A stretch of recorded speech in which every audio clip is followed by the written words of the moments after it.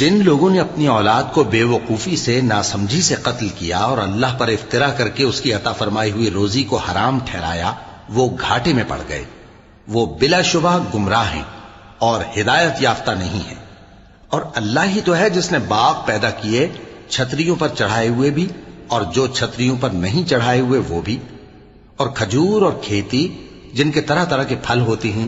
اور زیتون اور انار جو بعض باتوں میں ایک دوسرے سے ملتے جلتے ہیں اور بعض باتوں میں نہیں بھی ملتے۔ جب یہ چیزیں پھلیں تو ان کے پھل کھاؤ، اور جس دن پھل توڑو اور کھیتی کاٹو تو اس کا حق بھی اس میں سے ادا کرو، اور بیجا نہ اڑانا کہ اللہ بیجا اڑانے والوں کو دوست نہیں رکھتا۔ اور مویشیوں میں بوجھ اٹھانے والے یعنی بڑے بڑے بھی پیدا کیے، اور زمین سے لگے ہوئے یعنی چھوٹے چھوٹے بھی۔ بس اللہ کا دیا ہوا رزق کھاؤ اور شیطان کے قدموں پر نہ چلو، وہ تمہارا کھلا دشمن ہے۔